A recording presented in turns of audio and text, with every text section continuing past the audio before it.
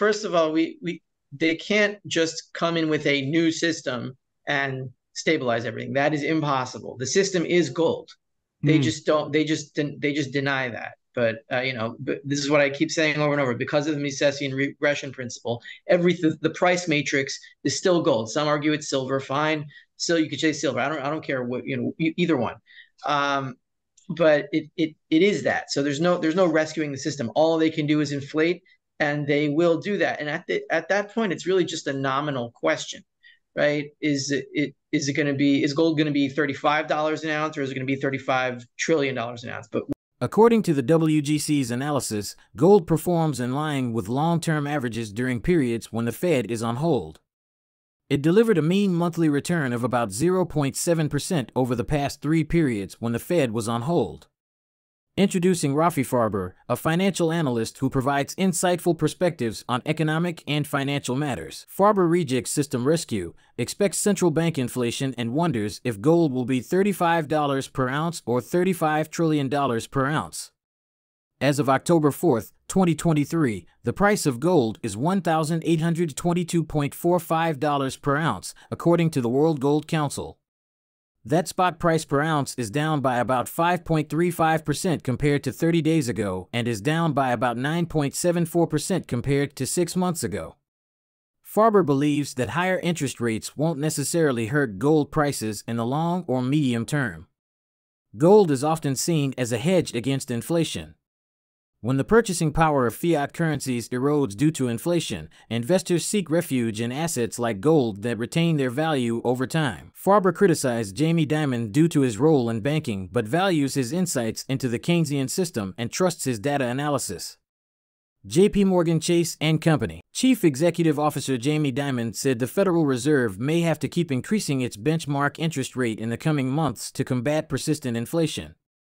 Farber warns of a crisis if the yield spread crosses the 50-week average. He predicts central banks may let the system collapse in an attempt to rescue, but this could inflate their balance sheets and risk a U.S. dollar collapse. Dollar strength is waning following its peak, though volatility will remain elevated in 2023. However, although the dollar is likely to decline further in 2023, it is expected that exchange rate volatility will remain elevated. Now, we are presenting the clips of Rafi Farber's insights from his recent interview. Before we continue to delve into this discussion, please subscribe to our channel and activate the bell icon for timely updates.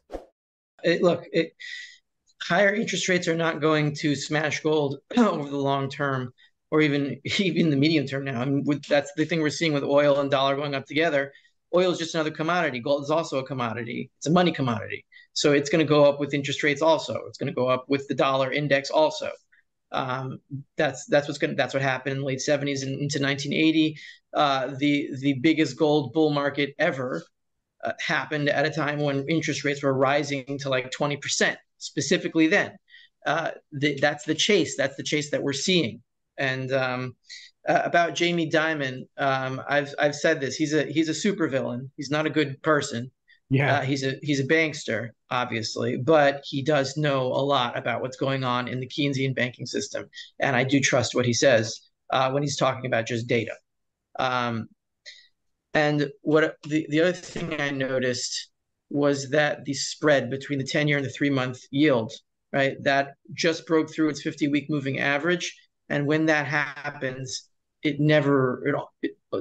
pretty much never reverses back down. And to get that spread up, if the Fed is going to leave short-term rates at 5.5%, which is where they are now in the 3-month, if they're going to leave them there and not cut, then the 10-year yield is going to have to go 300-400 basis points higher than it is now to even out the yield spread.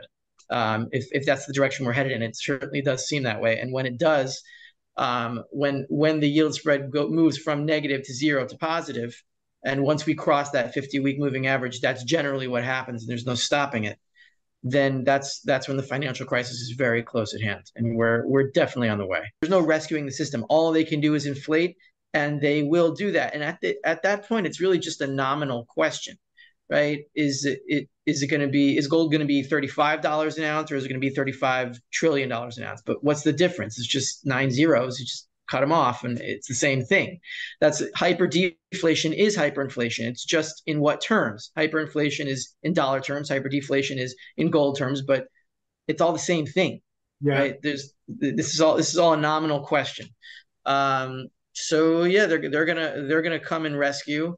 And what they might do is, they did the bank term funding loan with the regional banks. They said, you give us all your bonds, give us all your treasuries at face value. We'll give you face value for them. That's what they might actually do with other central banks that have all these treasuries. If Japan calls up the Fed and says, look, our treasuries, they're melting away and we're going to dump them on the market unless you want to do it like a private trade where we will give all these treasuries to you, Federal Reserve, and you give us the face value of them right now, or we're dumping them on the market. And they could really corner the Fed that way. I see that as potentially happening. And then what happens to the Fed's balance sheet? It just explodes with all the foreign debt, because if one country does this, the other countries are going to do this, and everything comes home to the Fed, and their balance sheet just like melts away into total negativity and negative equity, and then the dollar just collapses. During the interview, Farber observed an unusual correlation between the dollar index and oil prices. He links it to high interest rates and foreign entities' dollar-denominated debt. Oil prices recovered to settle slightly higher on Tuesday after sinking to 3-week lows, pressured by a stronger U.S. dollar and darkening global economic signals, but supported by tightening crude supply. Higher interest rates and a stronger dollar make oil more expensive for holders of other currencies, which could dampen oil demand. Let's get back to the interview. I'm going to be talking about this on today's Silver Report, or it's going to be published tomorrow on Chris Marcus's channel on the Silver Report, how it looks like the dollar index and oil are now trading together, where they should be trading inversely, which is what they've always done, which makes sense. People think, and this is not the correct way to think about it, but it's sort of based on truth, or some true aspects of it, that the dollar is oil backed. It's not. But what gives the dollar a lot of its purchasing power is that OPEC oil can only be purchased in dollars. So the dollar is like sort of oil back. So if the dollar goes up, oil goes down. That's how it's always been. It was certainly that way in 2008. But that changed actually in 2021, 2022. And it started to change. And now they're really trading together, the US dollar index and oil. And what does that mean?